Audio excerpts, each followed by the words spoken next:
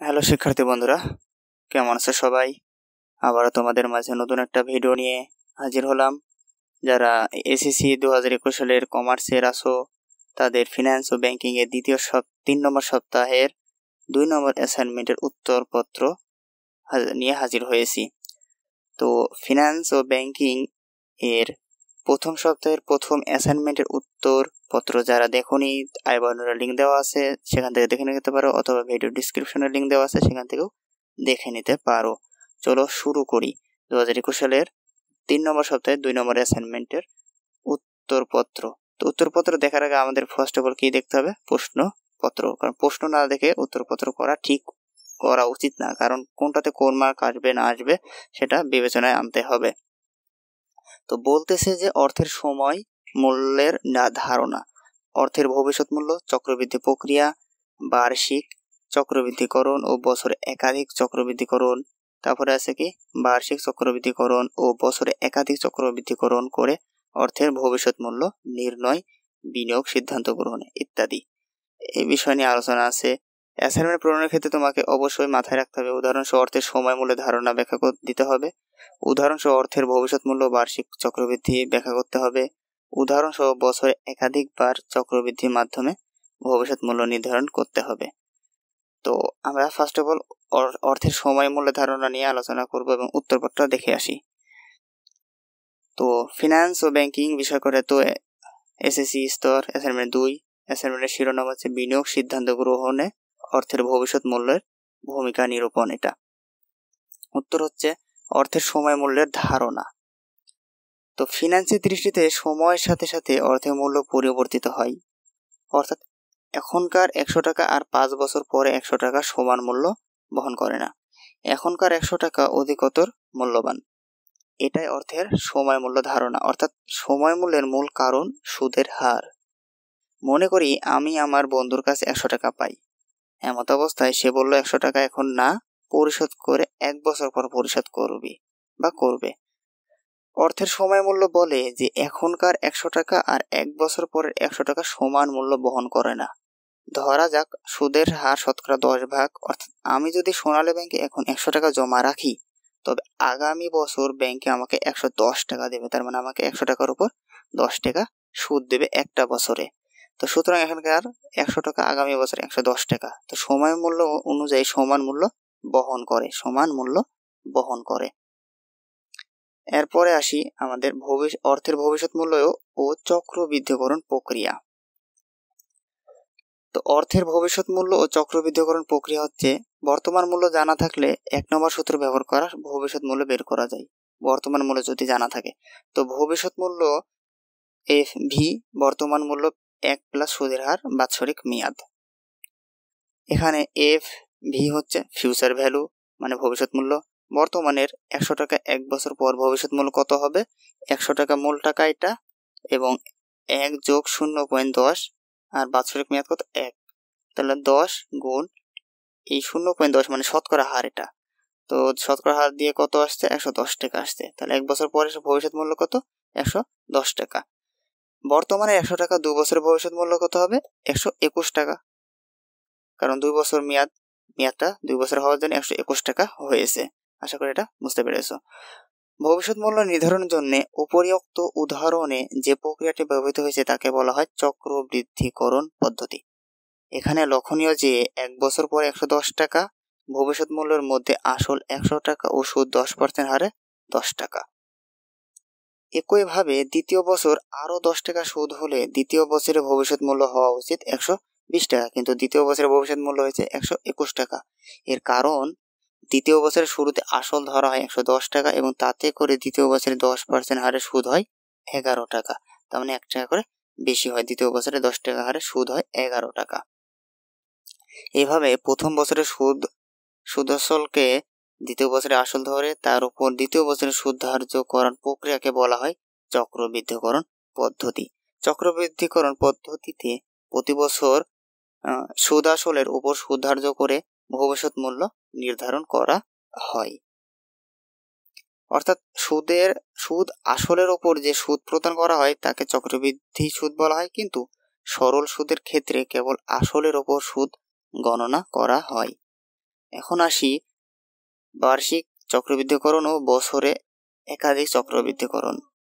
তো বার্ষিক চক্রবৃদ্ধিকরণ ও একাধিক চক্রবৃদ্ধিকরণ অর্থের ভবিষ্যৎ মূল্য নির্ণয়। কখনো কখনো বছরে একাধিকবার চক্রবৃদ্ধি হতে পারে। ব্যাংকে টাকা রাখলে মাসিক ভিত্তিতে চক্রবৃদ্ধি হয়, অর্থাৎ বছরে 12 বার চক্রবৃদ্ধি হয়। সেক্ষেত্রে সূত্রটিতে দুটি পরিবর্তন করতে হবে। বছরে যদি 12 বার চক্রবৃদ্ধি হয় তাহলে প্রথমত সুদের হারকে 12 দিয়ে ভাগ করতে হবে এবং দ্বিতীয়কে মেয়াদ দিয়ে 12 দিয়ে গুণ করতে হবে। একটি উদাহরণের মাধ্যমে সূত্রটির প্রয়োগ দেখানো হলো। যদি তুমি 10% চক্রবৃদ্ধি সুদে 100 টাকা ব্যাংকে জমা রাখো এবং তুমি জানো বছর 12 বার চক্রবৃদ্ধি হয়, তবে 1 বছর পর তুমি কত টাকা পাবে? এর সমাধানের জন্য তোমাকে নিচের সূত্রটি ব্যবহার করতে হবে। এফভি ফিউচার ভ্যালু, বর্তমান মানে প্রেজেন্ট ভ্যালু 1 প্লাস আইটা হচ্ছে সুদের হার ইন্টারেস্ট, আর এমটা হচ্ছে চক্রবৃদ্ধির সংখ্যা। তাহলে এই উপরে থাকবে কত? এনএক্সএম। তো এই জিনিসটা লিখবে বর্তমান মূল্য এত, সুদের হার এত, বছরের চক্রবৃদ্ধি 12, বছরের সংখ্যা এত, ভবিষ্যৎ মূল্য এত, কত। তো সূত্রের মান বসিয়ে আমরা পাই, দেখি সূত্র হচ্ছে কত? এফভি 100 এবং 1 হচ্ছে তোমার সূত্রের 1, আর আইটা হচ্ছে কত? 10% সুদের হার, আর এম হচ্ছে বছর, আর পাশে এনএক্সএম গুণ করে দেওয়া হয়েছে। মানে এটা এক্স, মানে এন এর সাথে এক্সটা গুণ অবস্থায় আছে তাই। তো সব মিলে গুণ টুন করে 110.46 টাকা হয়েছে। ধারণা, যদি তুমি আজকে 100 টাকা ব্যাংকে জমা রাখো তাহলে 1 বছর পর তুমি 110.46 টাকা পাবে, অর্থাৎ তুমি 110.46 মাইনাস 100, তখন 10.46 টাকা বেশি পাচ্ছ 1 বছর টাকা রাখলে 100 টাকা। কোন ব্যাংকে কত টাকা জমা রাখলে তিনি অধিক লাভবান হবেন এই বিষয়ে পরামর্শ। কারণ প্রশ্নে আমাদের বলেছে কি বার্ষিক চক্রবৃদ্ধি, বছরে একাধিকবার চক্রবৃদ্ধিকরণ করে ভবিষ্যৎ মূল্য। তাহলে এই যে সমাধান, এই সমাধানটা দিয়ে আমাদের এই পদ্ধতিটা আলোচনা করতে হবে উত্তরপত্র দিয়ে। তো এখানে দুইজনের কথা আছে, এক্স এবং ওয়াই। এক্স এত টাকা, এক্স রাখছে 4 লক্ষ টাকা, ওয়াই রাখছে কত? 3-5 বছরে এত টাকা, একটি ব্যাংকে 1 লক্ষ টাকা এবং অন্য ব্যাংকে 4 লক্ষ টাকা রাখেন। এটা তো দেখি আমাদের প্রশ্নটা দেখা হয়েছে। এখন উত্তরটা দেখি আমরা, যে আমরা জানি বার্ষিক চক্রবৃদ্ধি ক্ষেত্রে ভবিষ্যৎ মূল্য কত? Future value equal present value গুণন 1 প্লাস আই পাওয়ার এন। এখানে এক্স ব্যাংকের ক্ষেত্রে বর্তমান মূল্য এত টাকা, সুদের হার এত টাকা, বছর সংখ্যা এত টাকা, ভবিষ্যৎ মূল্য এত টাকা। কারণ আমরা এক্সটা আলোচনা করছি। এক্স কত বলতেছে? যে একজন চাকরিজীবী জমি বিক্রয় করে 10 লক্ষ টাকা পেলেন। তিনি 5 বছরের জন্য টাকাগুলো দুটি ব্যাংকে রাখতে চান, একটি ব্যাংকে 6 লক্ষ টাকা এবং অন্য ব্যাংকে 4 লক্ষ টাকা। তখন এই জন্য এক্স ওয়াই দুটি ব্যাংকে যোগাযোগ করলে 9% চক্রবৃদ্ধি এবং ওয়াই ব্যাংকে এত। তার মানে দুটা ব্যাংকে আলাদা আলাদা চক্রবৃদ্ধি ব্যাংক মানে সুদ ধরা হয়েছে। তো আমাদের প্রথমে কত রাখছে? এক্সটা রাখছে। তাহলে এক্স কত? 6 লক্ষ টাকা রাখছে কত পার্সেন্টে? 9%। তো সেখানে আমাদের 9% এবং 5 বছর। সূত্র অনুযায়ী আমরা মানটান বসায় দিয়ে আমাদের এফ ভ্যালু কত আসছে? এফ ভ্যালু 9,23,160 টাকা আসছে প্রায়, হিসাবপাতি করে। হিসাবপাতি তোমরা দেখে নাও ভালোভাবে। ওকে, আবার সাপ্তাহিক চক্রবৃদ্ধির ক্ষেত্রে ভবিষ্যৎ মূল্য কত হবে? সেম একই মানটান বসাইতে হবে ওই সূত্র অনুযায়ী, বাট সূত্র আলাদা। সাপ্তাহিক চক্রবৃদ্ধি ক্ষেত্রে আলাদা একটা সূত্র আছে, সেটা হচ্ছে এফবি 1 প্লাস আইএমএনএম। তো সেটার মান এখানে এক্স ব্যাংকের বর্তমান মূল্য এত টাকা। এখন এফবি ভ্যালু 4 লক্ষ টাকা, বার্ষিক আয় 8.5। এখানে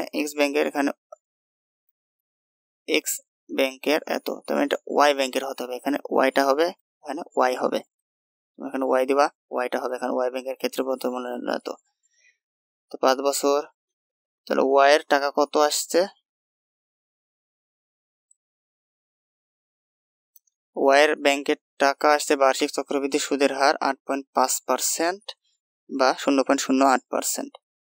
তো বছরের সংখ্যা এন 5 বছর, বছরের চক্রবৃদ্ধি সংখ্যা এম 52, ভবিষ্যৎ মূল্য আসছে এফবি ভ্যালু, ফিউচার ভ্যালু কত এখন আমাদের বের করতে হবে সেটা। তো এফবি ভ্যালু এফবি গুণন 1 plus I M N M, 4 lakh টাকা 1 প্লাস 0. হিসাবপাতি ক্লোজ করে দেখে নেও না তোমরা। 4 লক্ষ গুণ 1.5291 গুণ টুন করে আমাদের আসছে কত? 6,11,640 টাকা প্রায়। এখানে 5 বছর পরে মোট পাবেন টোটাল টাকা যোগ করতে হবে এত টাকা। 5 বছর পরে টাকা পাবেন কত? 15,34,800 টাকা পাবেন 5 বছর পরে, দুইটা এক্স এবং ওয়াই দুইটা ব্যাংক মিলে। আবার যদি এক্স ব্যাংকে 4 লক্ষ টাকা এবং ওয়াই ব্যাংকে 6 লক্ষ টাকা জমা রাখা হয়, তাহলে এক্স ব্যাংকের ভবিষ্যৎ মূল্য হবে কত? এফ ভি গুণন 1 প্লাস আই এন, 4 লক্ষ গুণন 1 প্লাস 0.095, এফ ভি ভ্যালু কত? 6,15,440 টাকা প্রায়। তাহলে এক্স ব্যাংকের ভবিষ্যৎ মূল্য কত? সেম আলাদা, ওই সেম একই রেজাল্টই করতে হবে, সেম একই ফাংশন, সেম একই সূত্রে করতে হবে। কত আসতেছে? 9,17,460 টাকা প্রায় আসতেছে। এক্ষেত্রে 5 বছর পরে মোট পাবেন কত? দুটা যোগ করতে হবে, এই টাকা আর পূর্বে যে টাকা আছে ওইটা, এক্স এর কত পাইছে ওইটা টাকা যোগ করে আমাদের কত পাবে? 15,32,900 টাকা প্রায়। তাহলে এই হচ্ছে আমাদের হিসাব দুটা ব্যাংকের। তো পরে বলতেছে বিনিয়োগ সিদ্ধান্ত করুন। সে দুটা ব্যাংকে টাকা রেখে কোন ব্যাংকে টাকা রাখবে সেটা সিদ্ধান্ত কে হবে? যেহেতু প্রথম অবস্থার ক্ষেত্রে 5 বছর পর মোট মূল্য অপেক্ষা দ্বিতীয় অবস্থান ক্ষেত্রে 5 বছর পর মোট মূল্য কম হয়েছে, তার মানে আমাদের এই টাকাটা কম হয়েছে। প্রথম কত টাকা আসছে আমাদের? 5 বছর পর এই যে 15,34,000 টাকা আসছে, কিন্তু পরে কত আসছে আমাদের? 15,32,000। তার মানে এটা টাকাটা কম আসছে। সেখানে পরের বছর মানে দ্বিতীয় অবস্থানের ক্ষেত্রে 5 বছর পরে মোট মূল্য কম, সেহেতু প্রথম অবস্থায় অর্থাৎ এক্স 6 লক্ষ টাকা এবং 4 লক্ষ টাকা জমা রাখলে তিনি অধিক লাভবান হবেন। এই হচ্ছে ফিনান্সের দ্বিতীয় সপ্তাহের অ্যাসাইনমেন্ট। কোনো প্রকার কোশ্চিন থাকলে কমেন্ট করতে পারেন, লাইক দিয়ে শেয়ার করে রাখুন, সাবস্ক্রাইব রাখুন। পরবর্তী ভিডিও দেখার জন্য আমন্ত্রণ জানাচ্ছি। আসসালামু আলাইকুম।